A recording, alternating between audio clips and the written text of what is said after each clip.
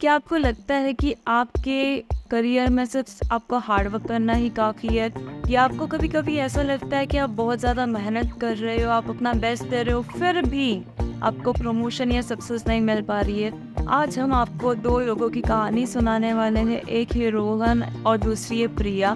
दोनों ही अपनी लाइफ में बहुत ज़्यादा स्ट्रगल कर रहे हैं, बट दोनों की स्ट्रगल करने की अप्रोच जो है वो बहुत ज़्यादा अलग है। So let's dive into their stories and see what we can learn from it.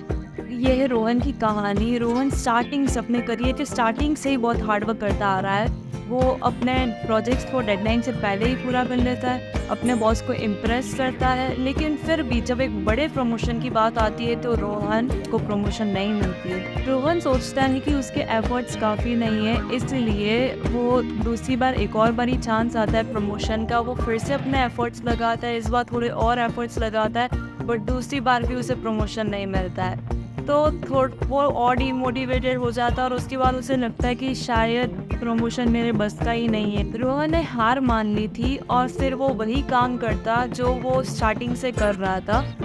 We stop growing and settle for the mediocrity. ये है पहला part, the path of giving up after trying. बात करते हैं प्रिया की। प्रिया एक मार्केटिंग प्रोफेशनल थी और उसको स्टार्टिंग से ही बहुत स्ट्रगल फेस करने पड़े।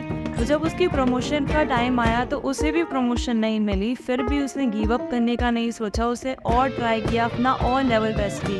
प्रिया ने अपने स्किल्स को अपडेट किया, नए आइडियाज़ को अपने काम में इंक्लूड किया और अपने बॉस की एक्सपेक्टेशंस को एक्सीड किया।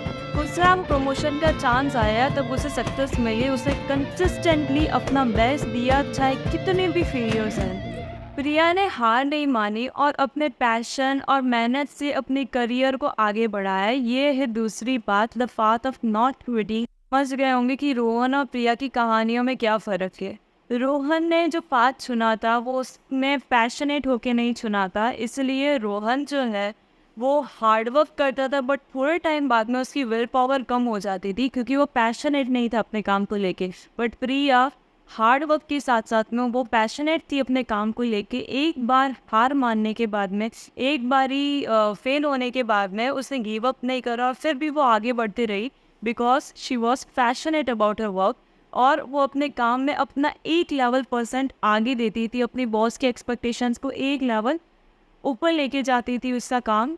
इसीलिए प्रिया बिकम सक्सेसफुल एंड रोहन जो हार चुका था वो ग्रोथ नहीं कर पा रहा था। तो अलॉन्ग विद दिस 2 पाथ कि हमारे पास में हमेशा 2 पाथ होता है। The first one is stop trying and quitting, जहाँ पे हम थोड़े टाइम बाद में क्विट कर लेते हैं। And the second path is अगर आपका पैशन है उस चीज़ में तो आप बार बार ट्राई करेंगे। Along with that Larry Smith ने करियर की एक न्यू डेफिनेशन दी है। उस करियर की डेफिनेशन में 4 मेजर चीज़ होती है, वो मैं आपको एक्सप्लेन करती हूँ। करियर की डेफिनेशन में 4 चीज़ें होनी बहुत ज़रूरी है। The first one is the most important, which is satisfaction in your work. अगर आपको वर्क में सेटिस्फेक्शन नहीं मिल रहा है तो that career is not for you. And the second one is adequate income, जो आपकी पर्सनल लाइफ या फिर आपकी फाइनेंशियल लाइफ जो होती है वो बहुत ज़्यादा स्ट्रॉन्ग होनी चाहिए। एडिक्वेट इनकम होना चाहिए आपकी करियर में।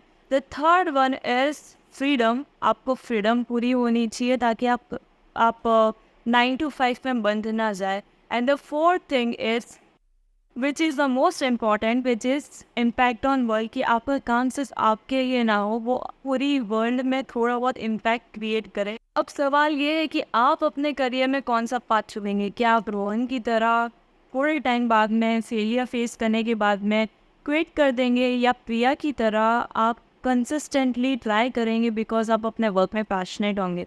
सो choice is yours. Remember, real success उन्हीं को मिलती है जो गिव अप नहीं करते। अगर आपको ये वीडियो इन्फॉर्मेटिव लगी तो लाइक करो, सब्सक्राइब करो और कमेंट सेक्शन में बताओ कि आप कौन से पाथ पे हो। क्या आप प्रिया की तरह आगे बढ़ रहे हो या रोहन की तरह गिव अप करने वाले में से।